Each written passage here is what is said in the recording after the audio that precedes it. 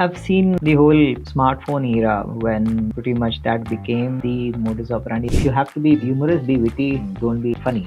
Is this a question of how much to give away for free versus what to put behind a paywall? Or is this a question of there is an audience which is only going to choose free because they don't want to pay on stuff? The fortunate thing about generative AI is you can still personalize conversations even with a bot. Human knowledge will still have finite data points. Okay, I'll remember 3 things, but a bot can remember 100 things about my. To what extent does it become assistive to a human versus completely taken over by a bot? People don't want to experiment a lot in education. They want to go with people who've been there, done that, to establish credits. So the older you are, the more likely that your conversion is going to be better.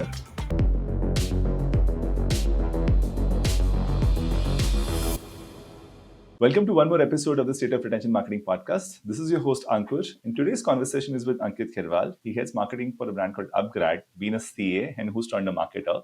I love these conversations because the amount of emphasis these guys place on the whole lens on ROI with marketing, right? So if it's not worth it, why are we doing it? A question a lot of marketers would otherwise struggle to answer. Thank you so much for doing this, Ankit. Glad to have you here. Hey, thanks, Ankur, for inviting me on this podcast. Really looking forward to the conversation today. Yes, and I remember our conversation some time back when you said you know one more CA turned marketer. I would love to know if you figured out the name. That's Runnels. I found the name by now. Oh, superb.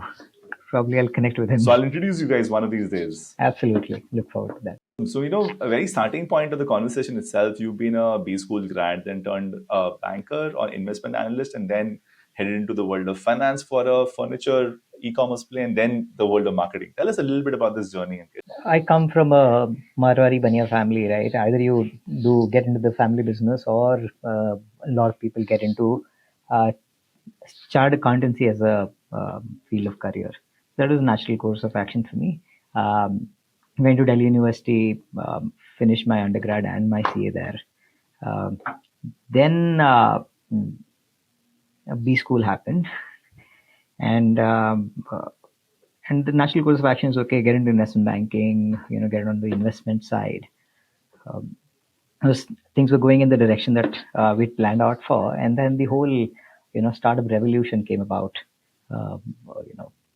Flipkart happened, Myntra, Jabong, acquisitions, a lot of PE/VC money getting into the Indian startup ecosystem. At that point in time, I had a investing job at hand that I could have joined. However, I chose to join a startup at that point in time, Pepperfry. I joined in a finance role, finance planning, control, strategy, fundraising, asking the difficult questions of business, so on and so forth. Did that for about 2 to 3 years.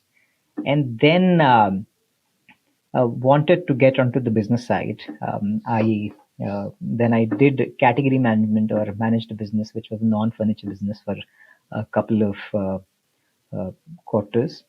Then it so happened that the marketing role got opened up, and I was asked by our founders that if I would be keen to pick that up, and it just so happened that I said, okay, why not try it? And I took up that challenge. So that's how marketing happened. Call it I was at the right place at the right time. I've seen the whole smartphone era when pretty much that became the modus operandi. I've seen traffic share going for businesses going from probably 10-20% on mobile to today a lot of businesses are 100% on mobile. So that was the largest shift in the last 10-15 years that I've been witness to. Second, very large is how media is changing. How digital used to be a very small part, and probably the largest digital media used to be drip marketing, email, etc. And today, the amount of ads that you consume on digital platforms, whether you're reading news, whether you're consuming content on a OTT platform, whether you're watching content on a television, the media is digital. So that's the second largest wave that I've seen, how content consumptions change, and then how businesses have wrapped themselves around this kind of consumer acquisition. The third one is, of course, the whole e-commerce revolution, right? Shopping online. whether you call it, I don't know, there was a wave of uh, complete pure marketplace, then inventory based marketplace, then quick commerce, and in between you had local stores coming onto a digital marketplace, right? So all these four kind of, and B2B marketplaces. So all of this didn't exist, right? Uh, so the, so right from the inception of this, I have witnessed that. Probably I started my career when this revolution started. So yeah, uh, I think right time to jump into this area to, probably call myself one of the first uh, few people jumping into this. At least in India, US markets that were probably a decade ahead of us. Of course. You would see this pattern also contributing to the how the whole lens on online education became very powerful, right? This is flexible, it's available anytime you want, it's on demand. And the kind of quality of faculty which can be much more scalable because it's very dependent on the teacher thing, and access to the teacher could be very geography, very limited. But now it's not the case anymore. How does that pattern look? Yeah, I think whether you take care, look at primary education or tertiary education, the biggest challenge in India has been access to quality educators, access to quality education content, and just when I say access, I don't just mean availability. It's also whether you as an individual can Mhm. access it on demand. I think online education uh, has the potential to revolutionize it entirely, whether it's um, complete, uh, you know, offline setup that still exists in our primary education, uh, or for working professionals who used to go to, you know, probably some IMs or some other colleges that would done management development programs. You probably go there for a week. I don't know what will we learn in a week, or go there for a weekend, sort of a retreat. So I don't. So they used to be more uh, geared to what your employer wants you to learn. Today what happens because of online education is you can charter your own Hmm. upskilling journey. You don't have to quit your job, you don't have to take a break, uh, uh, and one would say that, hey, books used to exist, libraries used to exist, were still available. You could still upskill uh, pre Sure. at your own pace. However, the whole thing about structured learning in a disciplined manner is what edtech has, and accessible Hmm. at your convenience, has been what's really revolutionizing about online education. So I would imagine, Ankit, there'll be the world of continuous learning where you take some short, very hard skill, very specific tactical initiatives, and you keep learning, let's say, an Excel skill or just some amount of work in, I don't know, marketing analytics. And then you have these step changes in your career that you can do with platforms like upGrad, where you actually say that there's a 50% salary hike that you can expect to get after a relatively high involvement, a high value course.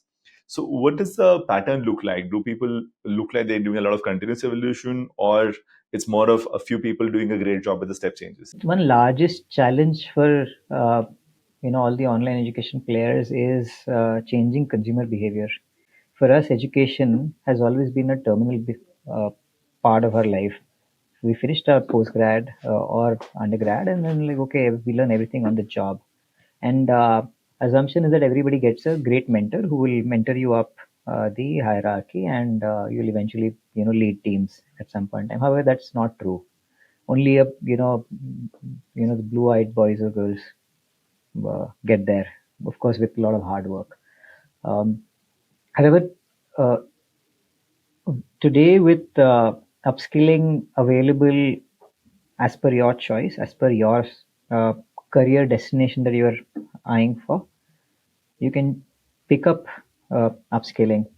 And the good thing is that at least at upgrad, we can proudly say that 85 to 90% people complete Hmm. these courses.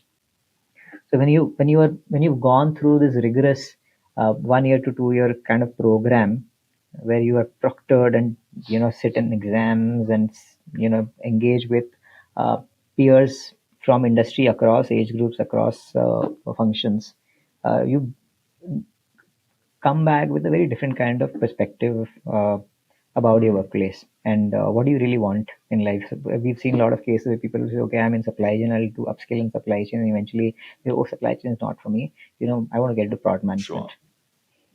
There are also people who would take a digital marketing course, shift to digital marketing, then say, okay, I want to get into, a P&L role. They do an MBA, and now we also have a learner who would take up, who's taken up the third course with us, which is a Okay. doctorate.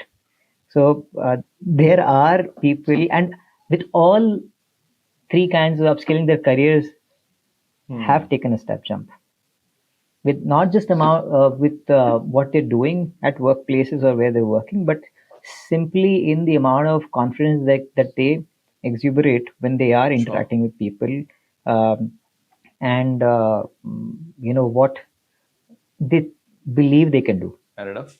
Right? A lot of times it's pretty much uh, we restrict our own mind about Self-limiting what we can achieve behaviors. or do. I think this, yeah. So when you're sitting with people who have been there, done that, and sitting next to you in a course, then okay, this person is doing something very similar than I'm doing, and I'm not very different from this person when I'm Sure. interacting with that person. It's just that we are different phases in different phases of life and career, and that's how a lot of people uh, see transformation in their lives and careers. So that's and is it really, to one point that you mentioned, is it really a few who actually do get this? We about a year and a half back, right, we published an NPS report or outcomes report. What came out as the at the end of that audit was 5 out of 6 of our learners had a positive career impact. Now, some can define it by I got a transition or a new role or a new job or a hike or a promotion. Some people will simply, I'm able to do my job Sure. better.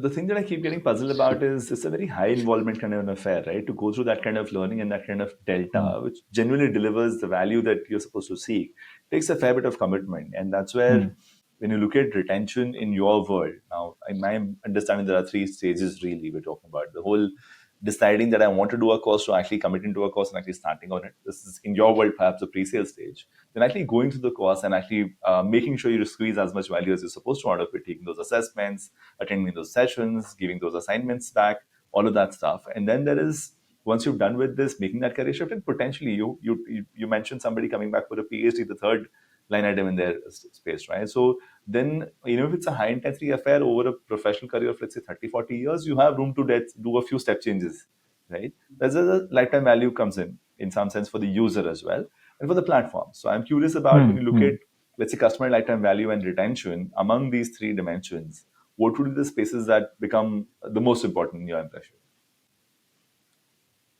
Got it. So, Ankur, when we say retention, uh, it depends on at what stage did we acquire the user. Right? If somebody is taking up a master's, right, it's very difficult to retain customers because masters you Sure. do it only once in life. However, the example that I just mentioned some time back, somebody took 3 courses, right? Entered with a certificate, did a master's, and then did doctorate. So that is a natural progression or lifelong learning retention cycle that we hope to build. Today, that these examples are very Okay. far and few. People taking multiple courses, or uh, what we actually see is people taking a foundation course, say, uh, and then they move to an advanced level of Okay. the same domain.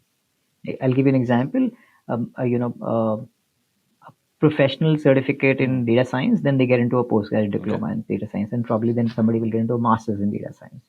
Uh, right, and these are what we call it articulation, where you just upgrade your knowledge in the same field.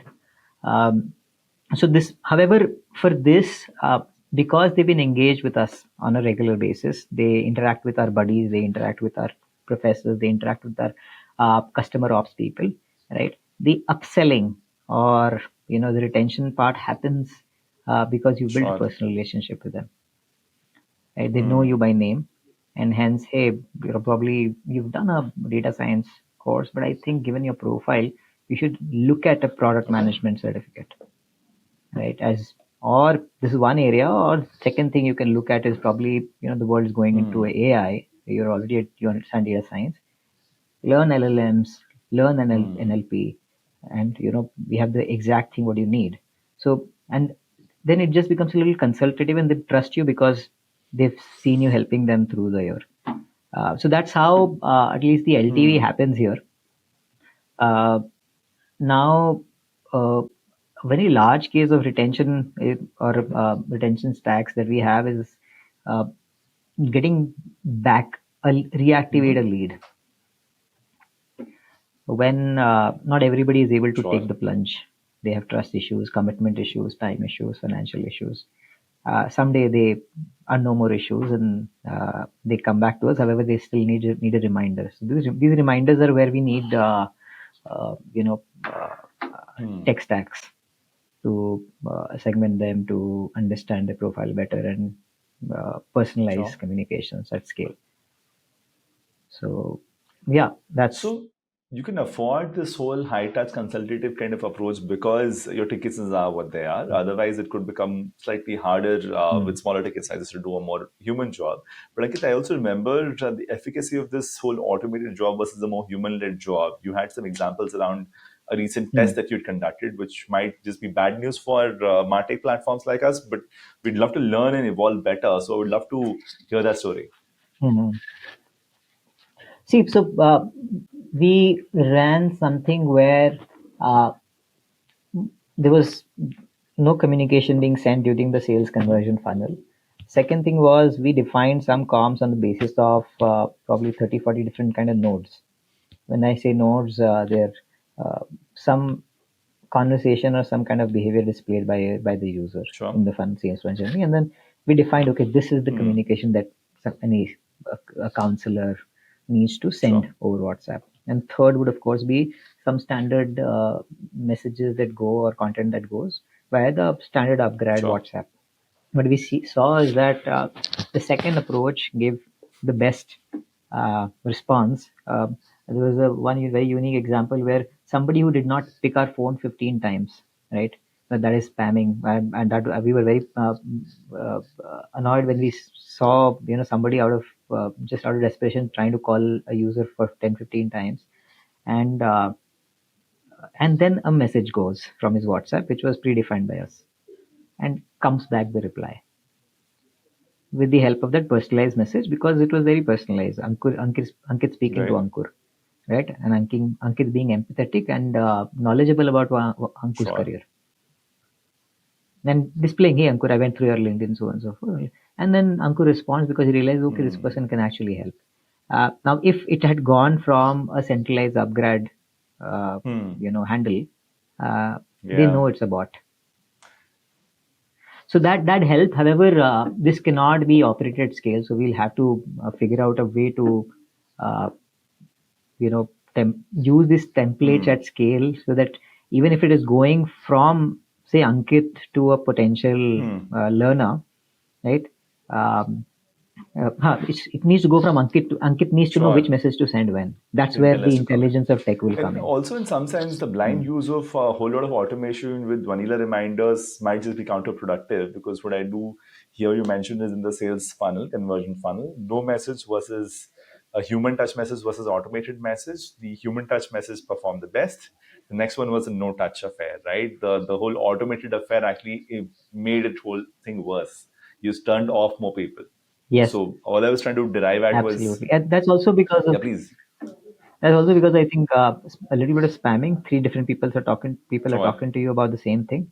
Yeah. Nobody likes to be No, so what handled we like. see increasingly happen, and I'm curious to understand more points of view on this, is a lot of brands tend to, in my simple definition, kill the goose that lays the golden eggs, right? Because you have access to communicate with the user, but if you go overboard with it, you are going to turn off the user. You are Hmm. going to get him to either uninstall the application or switch off push notifications, and you lose that path. Just because you have a certain Hmm. short-term KPI on driving as many traffic points or as many clicks on your playbook, it doesn't mean that you'll go overboard with it. And that's where the whole short-term versus long-term lens becomes a bit of a question. So, what's your general sense on this lens on frequency, the lens on personalization versus uh, more generalized kind of content? Because everything gets some clicks, right? And how do you draw the line on what is a bad idea? How do you kind of stop at some point? I think you'll have to iterate and learn. Every business Sure. is different. So you run some iterations, you run ABCs, and then see where do I start getting a good amount of uninstalls, or delivery rates start tapering after a Hmm. certain point in time, or net additions to your email base, net additions to your push notification delivery suddenly starts tapering or declining. Is the time when you stop or revert back. Uh, uh, of course, you'll apply some logic as to what is a good amount of frequency. But to be honest, I've seen in e-commerce, I used to send two Sure. emails a day. Here, I send probably one in Hmm. a week. Right, so very, very Sure. different business, very, So, very different use case. I also know I was interviewing somebody who was working with one of the largest fashion okay. apparel marketplaces, right? They know for a fact that okay, I'm losing my base of a uh, push delivery. They still have to deliver a certain amount of traffic Which that is comes what via a certain concerns, channel. right? Because that's when you're getting your uninstalls from. So yeah, so everybody tries to manage the next 3 or 6 months, but a year down the line, when you're pretty much there are no more users to acquire when you become too large, right? The only thing ways downside. So, what I would love to hear maybe some degree of nuances on even this is not a universal answer, right? Not everybody needs the same frequency of messaging. Some people are at a slightly higher Hmm. involvement level right now. They're probably browsing yesterday, vis-a-vis some people who are in your reactivation kind of space who've been browsing, but they've not come back in 3 months. So the whole frequency lens has to have its nuance. If you keep spamming everybody, of course, that large segment will have some click-throughs, but dude, this has to be different. This has to be different. What is the level of nuance that you apply in Hmm. this world? See, for us, uh,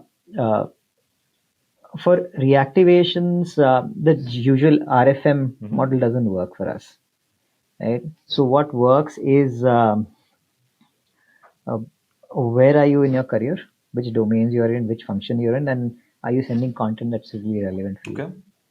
Are you being pitched the right program or send the right information? And firstly, that is the most tricky part. And if that is right, then spamming doesn't really matter because you still get a lot of clicks. Okay. Despite spamming. The problem right now is, are you sending the right So communication? relevance, if it's great, frequency is still more, in some sense, forgivable. Yeah, because you still get some newsletters, right? Sure. Politics, news, sports. You have something new Hmm. to share. Now, if I have something about data science or generative AI every Hmm. day coming, right? It's a different content. People would probably not mind Hmm. consuming that content. And the idea is not to always keep Sure. selling something. So if you're adding value, whether you join a WhatsApp community, for me, that's also a retention channel or a Sure. reactivation channel. You create communities on WhatsApp and you keep pushing, hey, some really great content on, use case of Canva on creating creative Sure. assets for Insta, right? Hmm. You can do all of that in under 10 minutes. You can launch a campaign and then you send that content. You've not created it, but it's still adding value to your So base. People lap it up. Then frequency doesn't matter. So relevance is high. There is high quality engagement with from a content heavy lens. It could be educational. It could be of general interest. If this is, let's say, some latest things that's Hmm. happening, that's from a newsworthy lens or from a FOMO lens of interest to me, that becomes a good hook. And then Hmm. frequency Hmm. can still be more forgiven, right? In some sense, is what you're saying.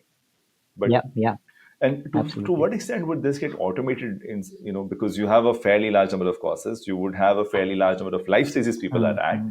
and there is will be only so far you can go with doing a very high curated personalization job with all of these guys, right? Or how do you find that balance? That is true. That's true. So right now we're struggling to find that balance because we only know what are Hmm. they interested in because of they've expressed interest in a certain Sure. domain of learning, and to drop your phone number, phone, degree, all of that, a lot of information with us means you're generally interested Sure. to explore that domain. Now that is large enough for us to start sending comms Hmm. around that domain. Now you may have expressed interest in digital marketing and machine learning both, right? I will involve you in both kind of comms, and then eventually figure out which comms are you opening, Hmm. not opening, and then you keep weeding you out of that comms. Now, uh, if I had more information about whether this person is already in data science or he wants to Hmm. get into data science, if I had it today, I don't have that kind of information. And both kinds of people would come and learn, say, a digital marketing course from somebody who's already in digital marketing, somebody who wants to get into digital marketing. Like Sure. content changes, what kind of content you would Hmm. appreciate. Uh, so in the so that's the only, I think, challenge that we So, keep facing as to what content is right for you, because of which we will sometimes face people leaving the communities or blocking us, etc. However, I think we'll try to solve way too much. If we try to mix our content, something which is good for somebody who's a beginner level, somebody who's already been in the industry for right. 8 7 8 years and wants to learn the digital ropes, some advanced concepts, And you etc. said if somebody stops engaging with some kind of content, you'll weed them out of that network. Now, that would pretty much mean engagement score at a content bucket level, and then utilizing that information to Hmm. either tune out some kind of communication or expand some kind of communication. And is this coming from some sort of a library at a certain everyday level? Okay, okay, these are the 30, 40, 50, or maybe 1,000 articles that we've got. And now we need to figure out who gets Hmm. what. So you have whatever algorithm matching these two situations. So we are in the middle of trying to figure out how to do that. But I'll give you a small Sure. thought process that we have. Right, we create content on YouTube, learning content. We have blogs. We have about 3,000 blog pages. Blog traffic is actually 2x of Wow. our main website. So we create content on blogs pretty much every day. We have well, a lot of Hmm. free courses. And how we are thinking about this is that we classify all of these pages Sure. under buckets. And there could be different labels, well, multiple labels again, a single content piece also. And then create a sort of a Hmm. catalog.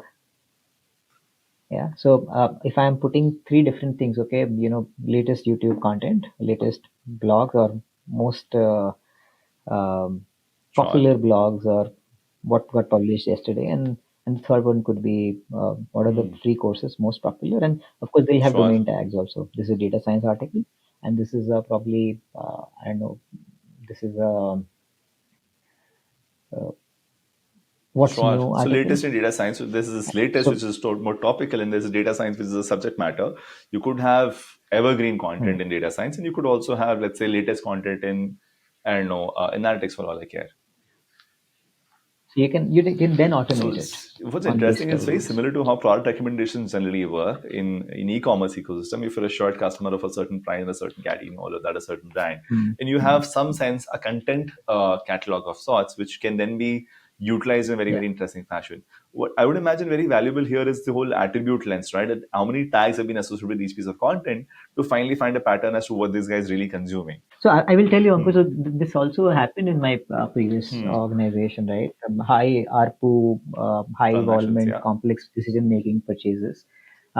There also people wouldn't actually want to sit on the sofa and buy it. They buy it of a of catalog. course, Despite the fact that there's not many brands in that sure. category, there's no way to figure out whether this is a nice sofa or not. Will it be comfortable or not? People buy it. So in So I some think sense, something similar. the whole behavior was historically also always like that, right? You'd go to a sofa shop or whatever furniture shop and see a dining table and a sofa. You will say, okay, I like Hmm. it, but can this be this? And then he'll not give you Hmm. another sofa. He'll just show you a catalog, a magazine at the end of it, and then he'll make it for you on order. So to take that offline magazine to a digital interface with a large catalog, infinite size catalog Hmm. potentially, and make it on order doesn't seem that much of a leap. Although one would have imagined how does furniture get sold online, but have you seen that behavior pattern substantially evolve now? Is there a lot of furniture being sold online despite whatever, let's say, this perception was? See, what I know of today is that people research online Hmm. and they transact offline. So it's like automotive purchase, right? You pretty much know which car you want to Sure. buy before you step into the showroom. Sure. You would have researched enough on Yeah. online. So something like that is also happening in that space. Even in education, Ankur, Hmm. if I don't know, uh, when you went to AMCAL, you did not probably want to get AMCAL, give me a sampler of your Of course, right? course. Neither did I. Right? We just said, okay, अच्छा ही है. मतलब people are getting the Hmm. outcomes that I also want for myself, Hmm. and then we enrolled. So I think something similar is with education. So marketing does the heavy lifting, sales happen automatically is what then somewhere you would say, right? The perception building of the quality and the reputation is all a marketing job. If they've done a good enough job, then Hmm. the sale happen automatically in some sense. Yeah, yeah. Even in marketing, if you have a very trustable Hmm. brand, at least in education, that's very very critical. Sure.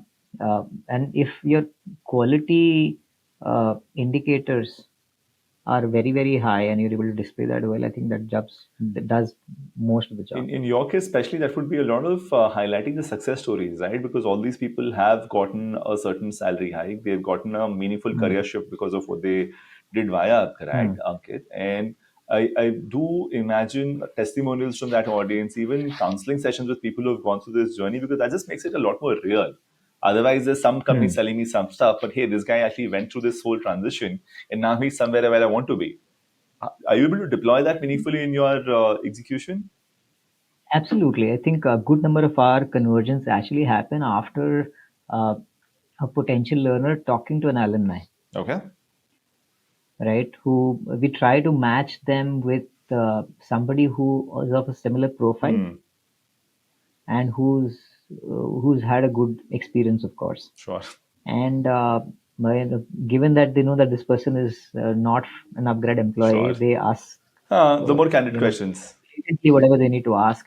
Even if we don't connect Hmm. them, they figure out somebody on LinkedIn, they ping them, and they reach out to them and have a conversation Sure. before enrolling. A good number of people actually do that. Uh, in fact, even in our brand com Hmm. strategy, last we used to do a lot of communication, uh, trying to be witty, trying around education, right? Right. And that in one of our tracks, it showed us that people don't appreciate it, The whole right? witty, If you're quirky side of education, you things. need, Okay. yeah, you need when you're in education, you need to be sincere, you Somewhat need to sincere. be, Hmm. motivating, inspiring. Uh, uh, be very. If you have to be humorous, be witty. Hmm. Don't be uh, what do you call it? Don't be funny, Yeah, for get the funny sake. difference. Right? So that and that's a cultural thing. Not probably not just in India, anywhere in the I would world. imagine, especially in your kind of space, which is very high involvement, right? This is life changing. You better not make a joke about my life changing aspirations. Yeah, no, of course not. But when you present it to get grab attention, marketers always tend Yeah. to. Humor is Yeah, the it's best easy. way to grab attention. Generally, most difficult one, but also most Of effective. course. Uh, so we changed that. We brought some of our successful learners, etc., to shoot with us, to come in front of the camera. We won the YouTube Work Awards also for that Very campaign. cool. Uh, Pretty much people from nowhere in their lives now leading teams, probably become global VPs, etc. Right, and they being very vocal Hmm. advocates of upgrad. I think it worked. Hmm. Today, if you go to our social, we've created this new thing about story a day. Sure. Next 365 days, you're going to put one learner success story every day, right? To create at the end of probably the year, you keep scrolling upgrad social handle, you keep seeing so many success stories that you will go overwhelmed. Okay, कुछ हाँ, तो कुछ अच्छा तो कर रहे चल रहा होंगे. है. But Ankit, you would have a few thousand of those by now because of all the years that you've been in business and all the people that have graduated Hmm, from this hmm, ecosystem. Do you see yet hmm, a merit in doing a systematic orchestration around relevance mapping? So, if I'm somebody who has this kind of graduation, this kind of number of years of experience, this kind of current place, and this kind of destination, data might tell you that who else was very similar to me, right? So, hmm. is there a more universal appeal to say, okay, these 365 guys have done amazing, so you should get inspired? Or now are you getting to a point where data needs to do the matchmaking, and I would get matched to talk to somebody who's a lot more closer to what who I am today? Hmm. So Ankur, we've created a sort of a backend with this data repository, which also has a front end where you or I or somebody who's a counselor can figure out, okay, what were they doing before Okay. before upskilling with us, how much was a work Hmm. X, which function they are in, and you can see the profiles of Sure. all the people, But this is a right? And human-led affair. So, as a student, potential student would come to a counselor, talk to them, and then they'll be able to tell me that, hey, this guy was also doing this, and now he's doing this. What's you can do DIY. You sure? go to our program Oh, page, you will see, you can show me more profiles, and then you go to another landing page where you can just keep playing with that landing page. So it's And more a confidence builder, middle of the funnel credibility exercise where people will self-serve their way into getting more conviction yeah, to. self-serve hai, but then self-serve, a lot of people are not able to still. Yeah, it's like uh, can you Amazon reviews you can, but can you really review places where reviews are monitored Yeah, and not very transparent? So people will take it with a pinch of salt. sure. Okay, upgrade will be only the best stories there are. And Uh, is that, so yeah, please go ahead. So of course, then they will be okay. If we say feel free, talk to our alumni. Uh, this is the list, and approach anybody. Will help you to reach them also. And if you want, we can also set up some conversation with you. These are three, four people, or this is one person we think you should speak with, and we our council is also there on the call, the Sure, alumni is there on the call, and the owner is there, and then a lot of times they will ask some really not so nice of questions course. about upgrade in front of an upgrade Yeah. employee. But that's fine. But that's what would build trust, right? Because if I'm only asking the easy ones, everyone's going to sweet talk. And I would imagine Yeah, you don't yeah, have a referral or absolutely. incentive program for the alums to refer more people because that would somewhere or the other become counterintuitive. No, we do. Yeah? We do. In full transparency, we do ask for referrals, Mm-hmm. and I think that's very large part of our business Yeah? also. If I've had a great experience, I Mm. will want to recommend my friends, family, my peers who could benefit the way I've benefited. And sometimes you do need some nudge or some incentive for them Hmm. to actively start doing that. Otherwise, like mera kaam ho gaya, why will Sure. I benefit other people? Hmm. Uh, uh, So is that, I mean, it's always a bit of a gray area, right? My credibility becomes hmm. slightly less if I'm getting paid for doing what I'm doing. So how do you find that balance?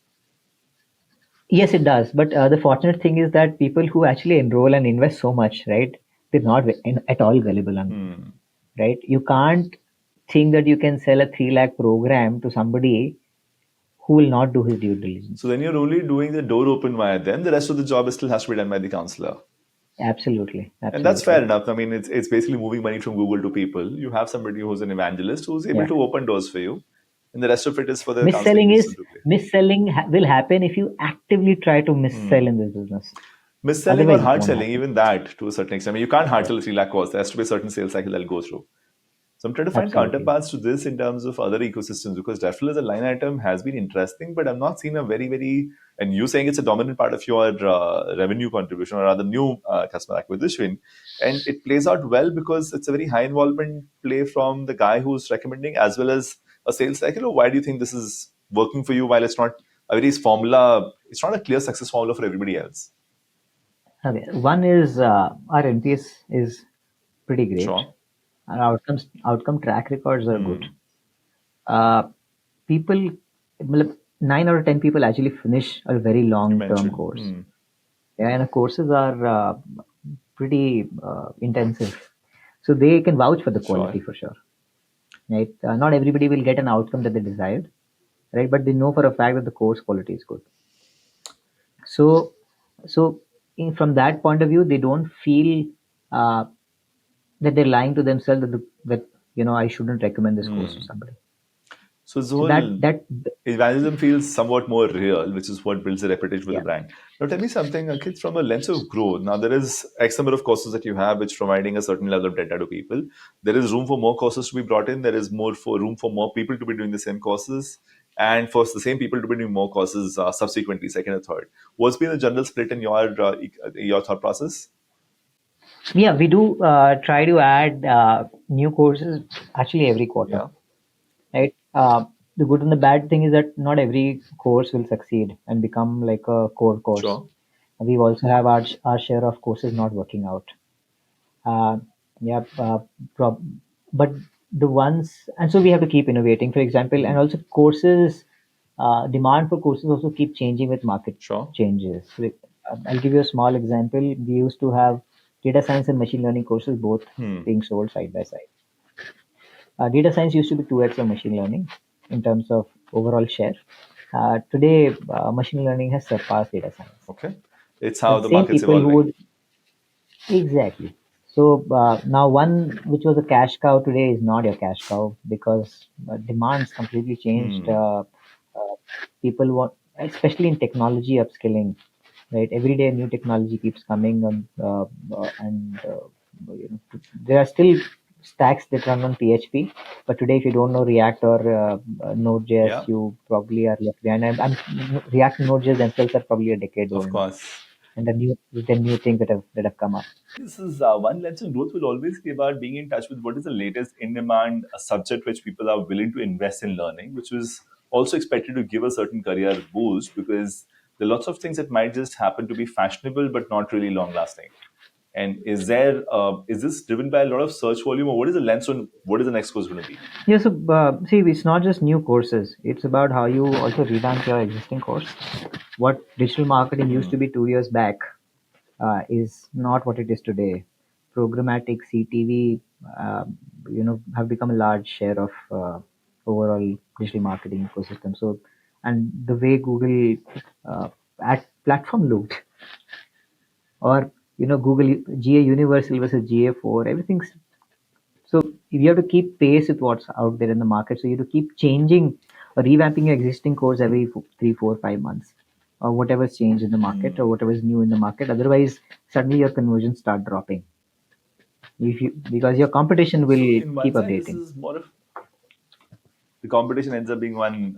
It's constantly a market share battle. That okay, there are X number of people who are going to do a data science or an ML course, and how many of them are doing it with you versus with somebody else. That's a constant topic, That's a, I would that's a, imagine. a constant topic. Market share is a large one actually. And there's this whole search volume led lens to it. Okay, what are people looking for today? Which is where you kind of Hmm. convert them already an existing intent Hmm. with a certain level of, let's say, qualification slash convincing process. And then there is creating demand. Hmm. Because this category is still yet in its early days and you needed, let's say, 100 seats to be filled. You filled 50 with existing demand and now you still have another 50 seats Hmm. left. How does that world look? Can you create demand or does it seem like too much of effort and too Hmm. expensive? So you might as well just stay with capturing demand. Ankur, the market is so large of what we don't serve today that probably we don't have to create demand for a lot of things. Uh, we understand where search volume is going. We understand what people are asking for on our counseling calls. अच्छा आपके पास ये नहीं है. Sure. I wanted to learn this, right? And so all of the information comes together to our content team. They will do some primary researches Sure. also. What's Hmm. Hmm. required in the markets and what programs, what are the gaps, both in terms of uh, domain of knowledge and also beginner to advanced level of the same domain that we are running, that we Hmm. keep figuring out. That is one angle, right, where you try to figure out where are the Sure. gaps for which demand already exists. Hmm. Second is also an area Sure. where we try to create demand or create categories altogether. A very very good example would be our doctorate programs, right? Okay. We would take pride to say that we pretty much established or built something called a doctorate in business administration in India, right? Okay. It is not a PhD, it's a doctorate, and there's a difference between a doctorate and a PhD in India, uh, right? Sure. So in the West, for decades now, a working professional can do a doctorate, which is not academic in nature, but involves a lot of Hmm. real world practice and Hmm. research around that practice. So we brought that in India, Okay. and probably within a year, it's become, I think, the second largest category for us. And this is the whole category creation lens is more of a brand play to be seen in a certain light by the audience because these guys do this, they're ahead of the curve, so it gives you a competitive advantage of some kind. Because I don't know if you sold enough of these PhDs to justify the kind of marketing effort you made there, right? Category creation is expensive. So we uh, we always try to innovate with what we offer to the market. If we start going to sell just another MBA in the market, right, there are already probably 20 incumbent players who sell pretty much the same thing. We will not be able Sure. to challenge them in any form and manner. So if you have to launch Hmm. an MBA, it needs to be better than what it is in the market, whether in terms of faculty or the course curriculum, Hmm. or simply as simple as duration of the course. We have MBAs ranging from 1 year to 15 months to 18 months, whereas if you go anywhere in India, you'll not find an MBA that's less than 24 months. So you will keep Sure. doing innovation even in existing products that are very, very large businesses in themselves. Uh, Hmm. but figuring out where is the demand going. For example, generative AI. We launched generative AI probably in a in 30 or 40 days when ChatGPT 3.5 was launched. And Okay. today, as we see, probably we enroll more than 100 people a month in that course where you actually learn how to build applications over public LLM models and NLP. Uh, and we're already more than 1 year old into this program, and people are still waking up to launch generative AI first programs. Uh, so we have So about first to market with a new course is is a claim to fame as well in some sense. yes, because what happens is when you get a lot of people into your fold, right? Then the whole Hmm. repeat and referral cycle also starts. People Yeah. don't want to experiment a lot in education. They want to go with people who've been there, done that, who've established creds, Yeah. right? So the older you are, it's more likely that your conversion is going to be better. Awesome. So, well, I think in my understanding, what seems to be happening is there's tons of data that's available to play with. At the same time, the whole acumen on how business has to be built and how brands have to stay ahead of the curve and how innovation will still remain more relevant because technology ultimately is an aid to make it happen and not really the key, let's say, person in the driving seat. So, as a marketer, Ankit, now in terms of the whole lens on ROI and the math and the investments towards data collection, towards technology, you did mention you have a whole lot of transcripts of calls that happen between the counselors and the students. This is a data. It's a great gold mine, right? In terms of what you can build with it. How does that this a vision look like on how you're deploying AI in See, a your lot of ways studios? in which AI can help a business like ours, sitting on top of these, uh, lakhs of hours of calling data over the last 7, 8 years that we've existed. Uh, Pretty much, it can become sort of a co-pilot to counseling, the way co-pilot exists for techies. Okay, this is what the learner is asking: what is the right Sure. reply, right? So make your Hmm. conversations dump proof. A simple nudge right on your screen when you're talking to somebody could help. Hmm. You can always have a right answer at your disposal whenever you are struggling with, advising somebody. That's one simple way. The other ways Sure. could be you can make DIY conversations. You don't need a real person a lot of times. In some phenomena, you want I would wonder though. I mean, on one side you had this human touch which was helpful, and now you're going to go to the whole non-human touch again uh, because to make it scalable. the fortunate thing about generative AI is that you can still personalize conversations, right? Even with a bot. Yeah. No, that's come a long way, I would imagine. But is this the curiosity for the person on the other side that am I talking to a person? Am I talking to a bot? Because I would want to feel different about. And would you expect to be transparent about when you're talking to a bot versus a human? Yeah, yeah, of course. I think that's the best way to go forward. Hey, I'm not a real person, but I will try to answer Yeah. everything for you. And the amazing thing is that Sure.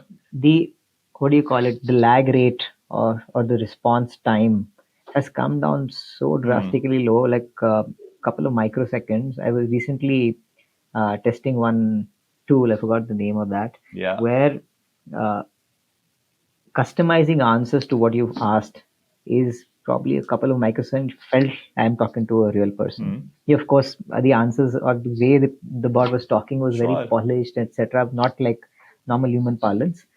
Um, but I think that is a very, Sure. shallow kink to, yeah, yeah. It's a small But problem to solve. Yeah, you can you can tell a chat GPT or an equivalent to now get slightly more casual about their tone, and they'll become casual in absolutely. their And tone. when they're learning on the data that is actually casual conversation, it'll learn to talk exactly Right. like that. AI is going to take over the world where you're saying that casual tone ends up converting better, so you might as well talk more casually, Yeah, right? I think I can. So how far away would this be in your world? I think, I hear in customer support ecosystems that X number of customer support execs have been, let's say, let go or downsized because Hmm, there's just so much AI available in those chatbot ecosystems. Then even from a voice ecosystem, now there's enough absolutely. voice bots or chatbots, as you call them on voice, become, let's say, a large contributor to this play. So in your counseling ecosystem, do you see that happening in a meaningful fashion Not yet? yet. In the customer support, of course, we've seen multiple reports also where companies have laid off like pretty much 40-50% of their Of customer course. support teams in the West. Uh, on the sales side, it will still be a little more nuanced. The first industry that I see this as disrupting will be BFSI, uh, Sure. because So selling credit cards or loans yeah, or whatever might just they become will, AI first. because of the sheer size of their industry globally, um, and perhaps then real estate, followed by industries like us. The whole lens on chatbots becoming more and more mainstream, more and more intelligent, more and more, let's say, aware of my entire history, because human knowledge will still have finite data points. Okay, I'll remember 3 things, but a bot can remember 100 things about my, 3 years ago, you were trying to check this course out, but you never really completed. Now, what changed for you to be doing this? That kind of stuff might not be possible with a human, but it's possible with a bot. So the eventual transition is quite likely, I would imagine. But to what Hmm. extent does it become assistive to a human versus completely taken over by a bot is a journey to take, right? That is correct. See, that can be done even today. It's just that businesses are not um, focusing on that at all. Uh, Conversations that happened or information that we had captured in the past, say 2 years back, about a user, right? If a business wants, they can still use it. I Okay. don't think anybody tries to do that. Even with the bot coming in, they still will have to store and process the data, which is 2-3 years old, for the bot to use it. Uh, but it's a superb use case. What you mentioned, uh, I'll be really happy if businesses actually do that. Yeah, well, this call is being recorded for training and quality purposes. Those recordings could be amazingly helpful, right, for real training and quality purposes. But what you're saying is not enough people are doing it yet. And is there a sense of hesitation with technology or discomfort with how effective it is, or an existential crisis that this is going to change beyond what I can control? What's going on? What's holding people back? I think people are not holy. People just don't know what to do. A lot of people have heard a lot about Gen AI, understand what are the use cases of Gen AI. They're talking to multiple players about how to solve for certain use case, etc. But then I think they're still in that exploring phase. Very few people have actually deployed and started benefiting from Gen AI. I would imagine the same case for even the whole lens on user engagement and retention. The technology has been around for some time, but it just became somewhat mainstream over the last couple of years, as I see it. And there's still not enough people who can use technology to its fullest potential and squeeze as much value out of it. It's just somewhere or the other, we don't necessarily know what to do with it. And then even if we do, the whole translation of that what to the how to do it can sometimes remain gray. That is correct. That is correct. Also, I think uh, how agile your leaders are in terms of understanding what their innovation can do. That's, I think, the biggest impediment. The people who are coming fresh into the system, probably they know more about what the innovation, what new technology can do, is higher than probably your boss's boss. Uh, right? The amount of innovation that uh, probably a Right. retention tool can do, how much Gen AI have you infused into the platform, right? I can guarantee that the person leading the CRM wouldn't know as Sure. well as the person actually running the ops. And that's where uh, building the use cases or seeing how can I use this feature to really So, use it Ankit, would effectively for upGrad my be soon business launching a course for doesn't Gen come Z, into the the fast picture. track to CXO? Because what it seems like is these guys are the best place to adopt technology, and that's going to change lives anyway. Yeah. Too We bad already I'm are not doing Gen them, Z so I anymore. can I'm recommend hoping some courses that to there's you. also a course in agility, because that's a part we tend to lose track of, right? Because I mean, 10 years ago, throw something at me and I'll be quick to learn, but today it doesn't seem as straightforward. And there's Yeah, yeah. this too much happening, right? It tends to provide a sense of overwhelm. There's this thousand odd AI tools on my LinkedIn every day. Now, which ones to spend time investing, which ones to not, also sometimes becomes a question. So on an everyday basis, I would prefer to believe I'm not change resistant, but yeah, I could somehow seem like to be to the Gen Z guys who are part of the team here. Perhaps I seem change resistant. But awesome, Ankit. I think this is an interesting blend of how the technology world is Yeah, evolving, how education as subject is serious, and it's a career changing affair. And I wish you all the best in your journey at upGrad. Thank you so much for doing this. thank you so much, Ankur. Pleasure talking to you.